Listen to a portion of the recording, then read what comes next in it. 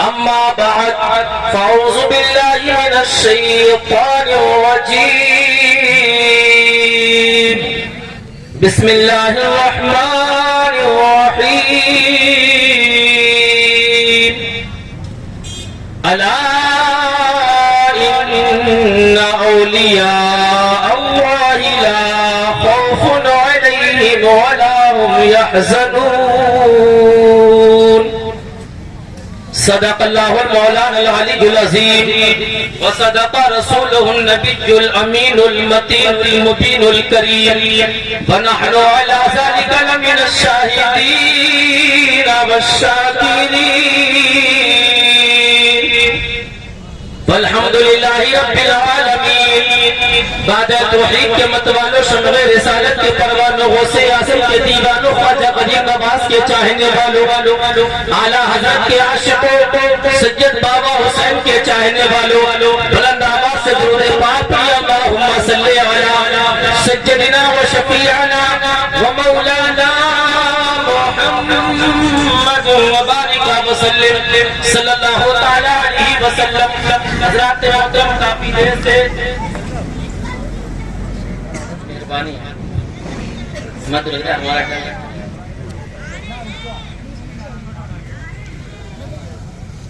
پروردگار عالم کا بڑا احسان عظیم ہے، اس رب نے ہمیں اور آپ کو اپنا ذکر کرنے اور سننے کے لیے چن لیا. دیکھ رہے ہیں ممبر نور پر آپ حضرات کافی دیر سے یکے بعد دیگر ایک سے ایک بہترین فنکار کو سماعت کر رہے ہیں. بڑے اچھے لب و لہجے میں نبی کی نعت منقبت آپ حضرات نے سماعت کی، بہترین شاعری سماعت کی آپ حضرات نے. سلمان رضا اصغری صاحب کو سماعت کیا، ان کے علاوہ نقیب ہندوستان علی جناب انیس رہبر صاحب کو سماعت کیا، نقیب علی جناب منور حسین صاحب کو سماعت کیا، اور ابھی ہندوستان میں تہلکہ مچا دینے والا شاعر شاہکار ترنم بلبل باغ رسالت علی جناب میر حسن مصطفی صاحب ممبر نور پر تشریف فرما ہے. ابھی آپ حضرات کو بھی سماعت کرنا ہے اور میرے بعد بڑا جاندار اور شاندار خطاب بھی آپ حضرات کو سماعت کرنا ہے. علامہ عقیل الرحمان صاحب قبلہ کا ذرا محبت سے بول دے سبحان اللہ، اور بندہ بات سے بول دے یا رسول اللہ. ایسے بیٹھے آپ کوئی اگر اس کی آپ کے لیے ہوگا پیسوں پہ لوگ چکر بنا کے آپ کو بڑے یہ آپ کے پاس نصیبی ہے کہ آپ کو اگلے بڑھنے کا موقع مل رہا ہے، ورنہ تو کسی کو اگلے بڑھنے کا دینا.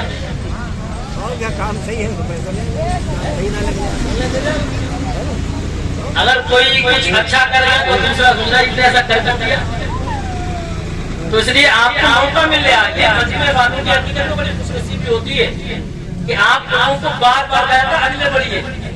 اگر ہم لوگوں سے کوئی کہتا ہے اگلے بڑھیے تو حقیقت ہم ادھر پہنچ جائیں. ذرا مسکرا کر بولے یا رسول اللہ، بہت سے بولے سبحان اللہ. زمانے کی نگاہوں میں وہ رسوا ہو، زمانے کی نگاہوں میں وہ رسوا ہو نہیں سکتا، میرے خواجہ کے جیسا ہو نہیں سکتا. اور جب خواجہ کی بات آئی تو سن لے، سرکار دو عالم کا فرمان نہ بدلے گا، سرکار دو عالم کا فرمان نہ بدلے گا، فارا کی بلندی کا اعلان نہ بدلے گا، اور دلی کا منسٹر تو ہر بار بدلتا ہے. اجمیر کی دھرتی کا سلطان سبحان اللہ اللہ اکبر.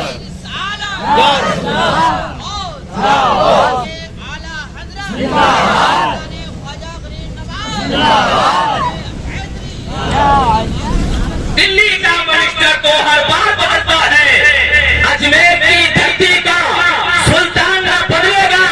اور غریبوں بے کسوں پر یوں حمایت کون کرتا ہے؟ غریبوں بے کسوں پر یوں حمایت کون کرتا ہے؟ مصیبت رو کر بولو حفاظت کون کرتا ہے؟ اور مکمل 800 سالوں سے بھارت کے وہ راجا ہے، میرے خواجہ پیا جیسی حکومت کون کرتا ہے؟ مکمل 800 سالوں سے بھارت کے وہ راجا ہیں، میرے خواجہ پیا جیسی حکومت کون کرتا ہے؟ کیا بات ہے، کون؟ میرے خواجہ پیا جیسی حکومت کون کرتا ہے؟ میرے پیارے دوستو، میں بڑے ادب و احترام کے ساتھ آپ حضرات سے کہتا ہوں، ایک مرتبہ بلند آواز کو درود پاک پڑھیں۔ اللہم صلی علی سیدنا و شفیعنا و مولانا محمد و بارک وسلم صلی اللہ تعالی علیہ وسلم۔ حضرات محترم، آج کا یہ پاکیزہ اجلاس آپ تمامی حضرات جانتے ہیں کہ اللہ والے کے عرس کے تعلق سے منعقد کیا گیا ہے۔ میں نے خطبہ مسمونہ کے بعد جس آیت مقدسہ کی تلاوت کرنے کا شرف حاصل کیا، پروردگار عالم قرآن مجید کے اندر ارشاد فرماتا ہے، الا ان اولیاء اللہ لا خوف علیہم ولا هم یحزنون۔ الا خبردار، بڑی بولی کی بات ہے، کیونکہ ہم کسی اور کی محفل میں نہیں بیٹھے ہیں، اللہ والے کی محفل میں بیٹھے ہیں، سمجھ رہے ہیں؟ اور میرا یقین ہے کوئی دیکھے نہ دیکھے، جس کی محفل میں ہم آپ بیٹھے ہیں وہ ضرور دیکھ رہے ہیں، تو وہ دلوں سے بھی واقف ہے کہ کون کیا کر رہا ہے، اس لیے مجبور ہو کے نہیں بلکہ نبی کی محبت میں مسرور ہو کے بیٹھیے۔ ذرا مسکرا کر بولیے سبحان اللہ، سبحان اللہ۔ خبردار،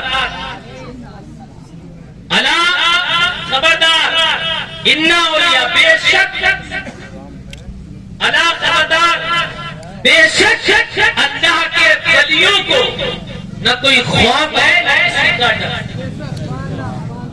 اللہ کے جو ولی ہوا کرتے ہیں وہ نڈر ہوا کرتے ہیں، اور دیکھیے خبردار کا جو بورڈ لگتا ہے، اللہ خبردار، یعنی اللہ رب العزت نے اپنے اولیاء کرام کا ذکر کرنے سے پہلے خبردار کر دیا۔ اب بات تو حالانکہ جو نہ ہے وہ بھی سنتے ہوں گے، جو اللہ والوں کو مٹی کا ڈھیر کہتے ہیں ان کے کانوں تک بھی آواز پہنچتی ہوگی۔ رب تعالیٰ نے اپنے نیک بندوں کا ذکر کرنے سے پہلے اس پہ خبردار کر دیا، خبردار، اللہ خبردار، یعنی جو پڑھنے جا رہے ہو، جس کی شانہ ملاحظہ کرنے جا رہے ہو، بہت سوچ سمجھ کر۔ آپ نے دنیاوی اعتبار سے دیکھا ہوگا جگہ جگہ پر جو لائٹ کا کنیکشن ہے کھمبے لگے ہوئے ہوتے ہیں، ان کھمبوں پر جب لائٹ جاتی ہے اس پر ایک لال رنگ کی تختی لگی ہوئی ہوتی ہے، اس تختی پر لکھا ہوا تھا خطرہ۔ ابھی دیکھیں ویڈیو بنوا رہے ہیں تو لکھا ہوا تھا خطرہ، اس سے ٹکرانے کی غلطی مت کرنا۔ ہر انسان جانتا ہے، ان پڑھ بھی جانتا ہے، پڑھا لکھا بھی جانتا ہے، اس سے ٹکرانے کی کوشش مت کرنا۔ اگر اس کھمبے کے قریب سے گزرے، اس تاروں سے اگر لگے تو آپ کی جان جانے کا خطرہ ہے، آپ اپنی جان سے ہاتھ دھو سکتے ہیں۔ اسی طرح سے جب قرآن کے اندر اللہ تعالیٰ نے اپنے نیک بندوں کا ذکر کیا، وہ کہہ دیا الا خبردار، اس سے یعنی دنیاوی کھمبوں سے اگر آپ ٹکرائے تو آپ کی جان جا سکتی ہے، اور جس کا ذکر میں کرنے جا رہا ہوں اس میرے نیک بندے سے اگر ٹکرائے تو تمہارا ایمان جا سکتا ہے، نئے لینس کو لے کر آئے ایمان جا سکتا ہے۔ کام صحیح ہے کہ تو ایمان بچانے کی ضرورت ہے۔ بہرحال زیادہ تفصیل میں جانے کی کیونکہ وقت بھی نہیں ہے جو میں آپ کو تفسیر کے اعتبار سے پوری طرح سے سمجھا سکوں، کیونکہ مجھے اپنے اور جو علماء کرام ہیں ان کا بھی خیال رکھنا ہے۔ ذرا محبت سے بول دو سبحان اللہ۔ ہماری آپ کی بڑی خوش نصیبی ہے کہ اللہ تعالیٰ نے ہمیں اور آپ کو مسلمان بنایا، یہ بہت بڑی خوش نصیبی ہے، اور اس کے ساتھ ساتھ اس سے بڑی خوشی کی بات یہ ہے کہ ہم سب کو نبی کا غلام بنایا ہے۔ مسلمان تو اور بھی ہیں اس دور میں، مسلمان تو بہت ہیں، اس سے بڑی خوشی کی بات یہ ہے کہ مسلمان کے ساتھ ساتھ نبی کے غلام بھی ہیں، اور غلامی ہی کام آنے والی ہے۔ تو میں ایک چھوٹا سا واقعہ آپ کے لیے ذرا مسکرا کر بول دیں سبحان اللہ، بہت رب کر بول دیں یا رسول اللہ۔ غوث اعظم رضی اللہ تعالیٰ اب تقریباً 50 سال کی غوث اعظم کی عمر ہو چکی ہے، اور آپ حج پہلا حج بیت اللہ ادا کرنے کے لیے آپ مکہ شریف کے اندر داخل ہوتے ہیں، بڑی شان و شوکت کے ساتھ، دبدبے کے ساتھ حضور غوث اعظم رضی اللہ تعالیٰ. دیکھیں میں غوث اعظم کی بات کرنے لگا ہوں, ذرا محبت سے بولے سبحان اللہ. سبحان اللہ. کیونکہ اولیاء کرام کی محفل ہے. بڑے روب و دبدبے کے ساتھ حضور غوث اعظم شہر مکہ کے اندر داخل ہوئے تو آپ سے وہاں کے تمام جب آپ کے شان و شوکت کو دیکھی تو وہاں کے تمام علماء کرام, تمام مفتیان اعظام حضور غوث اعظم کی بارگاہ میں حاضر ہو گئے, قدم بوسی کرنے لگے. تو یہاں چونتا, کوئی کچھ کرتا, کوئی کچھ کرتا ہے. بڑی آپ کی عزت کی نظروں سے لوگوں نے دیکھا. اب وہیں پر جو مفتی اعظم مکہ ہے, جو مکہ کے سب سے ٹاپ کلاس کے مفتی ہے, سب سے بڑے مفتی ہے مکہ کے, وہ بھی حضور غوث اعظم کی بارگاہ میں حاضر ہو گئے. جب انہوں نے شان و شوکت دیکھی تو ان سے رہا نہ گیا, انہوں نے کچھ سوال کیے کہ آخر اتنی شان و شوکت, اتنا روب و دبدبا, اتنی شان و شوکت کے ساتھ آئے ہیں تو کچھ نہ کچھ تو ہوں گے. انہوں نے سوال کیے, حضور غوث اعظم نے ان کے ایک ایک سوال کا جواب دیا, ایک ایک سوال کا جواب دیا. مفتی اعظم مکہ ہے, وہ مکہ کے مفتی کوئی ایسے ویسے تھوڑی ہوں گے جو غوث اعظم کے دور کے غوث اعظم کے دور کے ہیں. انہوں نے سوال کیے, غوث اعظم نے تمام سوالوں کا جواب دیا. آخر میں غوث اعظم نے بھی ایک سوال کر لیا, ایک سوال, اور مفتی اعظم مکہ اس سوال کا جواب نہ دے پائے. وہ سوال میں آپ کو بتاؤں کیا کیا, بتا دوں, ذرا محبت سے بولے سبحان اللہ. حضور غوث اعظم رضی اللہ تعالیٰ نے کہا کہ دیکھیے میرے سرکار کی زندگی کا ایک ایک لمحہ بہت قیمتی ہے, ایک ایک لمحہ, ایک ایک کام بڑا قیمتی ہے.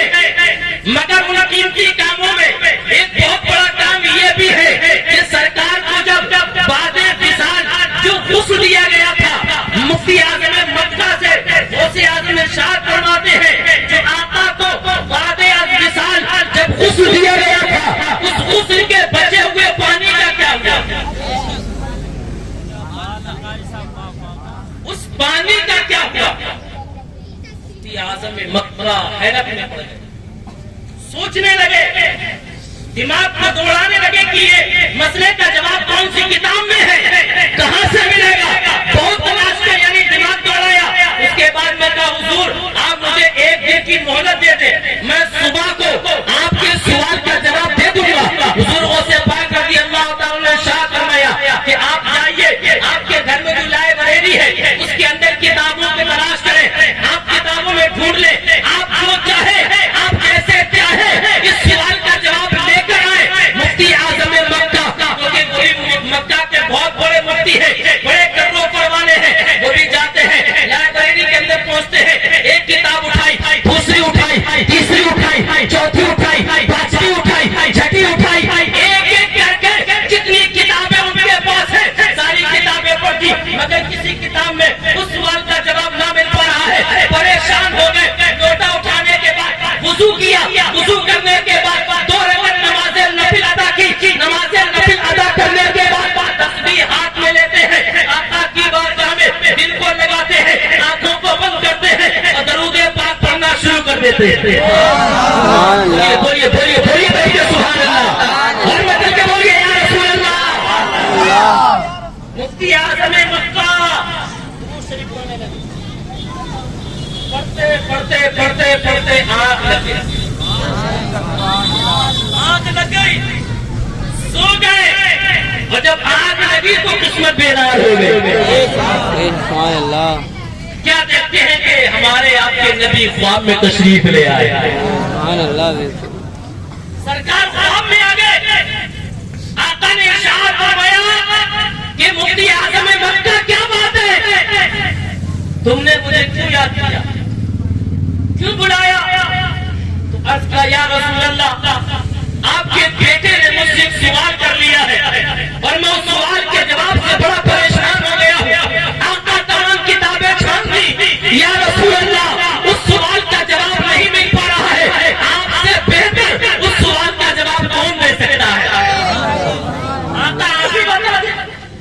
سرکار نے فرمایا سوال کیا ہے, ہے تو مفتی اعظم مکہ نے کہا یا رسول اللہ جو بعد از وصال آپ کو غسل دیا گیا تھا اس غسل کے پانی کا کیا ہوا؟ میرے آقا نے ارشاد فرمایا مفتی اعظم مکہ نے دیکھا تھا کہ آقا کے ساتھ غلاموں کی بھیڑ ہے، آقا کے ساتھ غلاموں کی بھیڑ ہے، آقا نے فرمایا اے مفتی اعظم مکہ تمہارے اس سوال کا جواب میں نہیں دوں گا بلکہ میرا بیٹا دے گا۔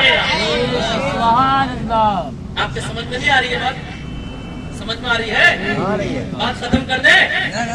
محبت سے بول دو سبحان اللہ، یا رسول اللہ، یا رسول اللہ۔ آقا نے فرمایا سوال کا جواب میں نہیں دوں گا بلکہ میرا بیٹا دے گا۔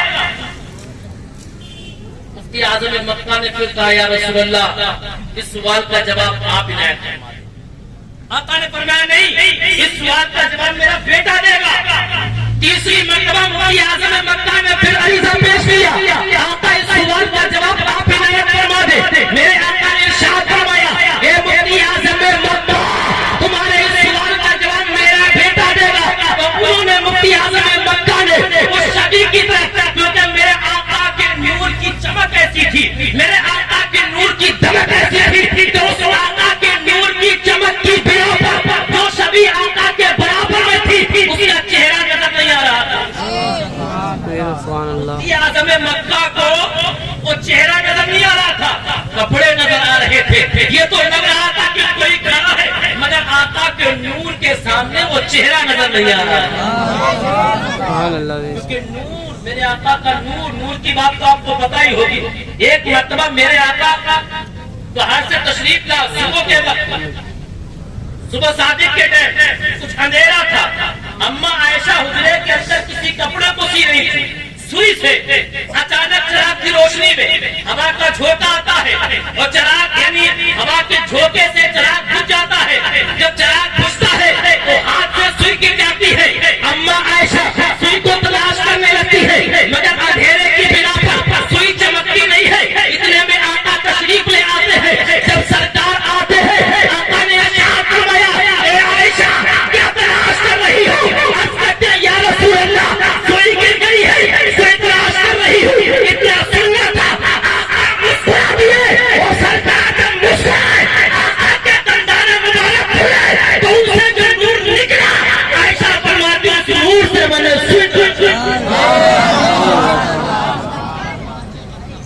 اس نور سے میں نے سوئی تلاش کر لی۔ تو مفتی اعظم مکہ فرماتے ہیں آقا کے نور کی چمک کی بنا پر ان کا چہرہ نظر نہیں آیا۔ تو مفتی اعظم مکہ نے ان کی بارگاہ میں عریضہ پیش کیا حضور آپ اس سوال کا جواب عنایت فرما دیں۔